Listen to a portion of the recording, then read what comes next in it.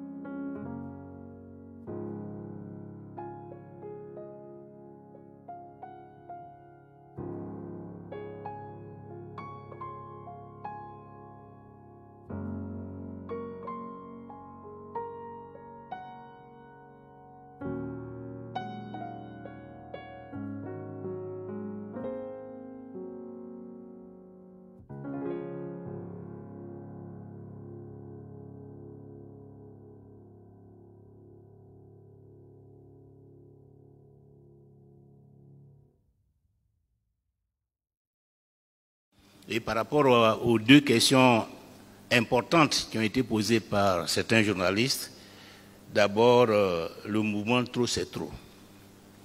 Mais « Trop c'est trop » là, on est déjà dedans. C'est pas une affaire de... C'est pas seulement une affaire de Gbagbo Laurent. On a commencé ça il y a longtemps. Et notre rencontre d'aujourd'hui, c'est parce que c'est trop, c'est trop. Donc, il ne faut pas regarder si c'est Gbagbo qui a lancé le mot d'ordre, si c'est PPACI, si c'est ceci, c'est cela. C'est trop pour tous les Ivoiriens. Voilà. Et donc, chaque fois qu'une organisation va lancer un mot d'ordre dans ce contexte, nous sommes tous concernés. Que ce soit le PDCI seul, le COGEB seul, MGCI seul, que ce soit dans le cadre de la CAP, nous sommes concernés. Parce que nous sommes tous conscients que trop, c'est trop. Donc, trop, c'est trop, là, c'est un mot d'ordre national.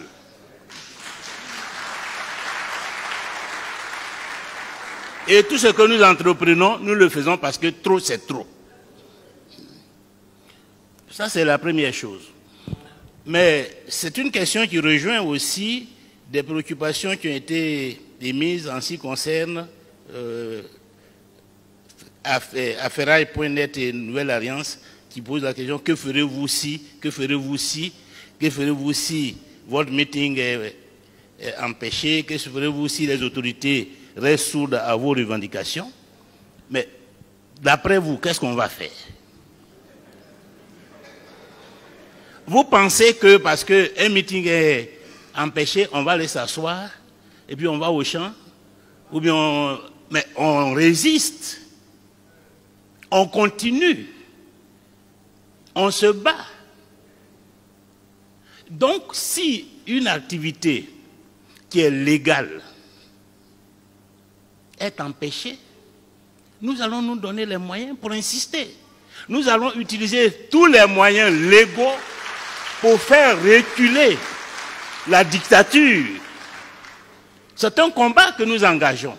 Donc ne pensez pas qu'on va nous ouvrir la voie pour que nous fassions tout ce que nous avons envie de faire jusqu'à aller occuper le fauteuil présidentiel. Il y aura une résistance en face de nous. Et nous devons être prêts à combattre ces résistances au nom de la démocratie, au nom de la liberté. Donc, à partir du moment où la loi est avec nous, à partir du moment où nous savons que nous nous battons pour nos droits, nous devons être prêts à affronter toutes les résistances et à faire tomber toutes les barrières. Parce que ce combat, nous l'inscrivons dans le cadre de l'élection, mais c'est le combat pour la démocratie, pour la liberté en Côte d'Ivoire. D'abord, le combat que nous devons mener pour que demain nos enfants n'aient plus à mener ce combat, n'aient plus à faire ce genre de réunions parce qu'on a exclu X ou Y de la liste électorale, parce qu'il y a une liste électorale qui est une fabrication de nos adversaires politiques, etc., etc. C'est un combat que nous menons depuis presque 30 ans, mais aujourd'hui, nous nous rendons compte que le combat n'est pas achevé. De toute façon, le combat pour la liberté, elle est permanente. Donc, il faut que chacun s'apprête. Ne pensez pas que le combat que nous allons mener là, si nous voulons atteindre l'objectif, que ça va être un combat facile, simple. Nous aurons à affronter des difficultés. Et c'est nous, l'élite, la direction du mouvement là, c'est nous que les Ivoiriens regardent. Parce que les Ivoiriens, les militants de base, ils sont prêts. Ils le démontrent chaque fois qu'on les appelle à des meetings. Mais est-ce que les leaders politiques là, ils sont prêts? Est-ce qu'ils sont prêts à libérer la Côte d'Ivoire? C'est de ça qu'il s'agit.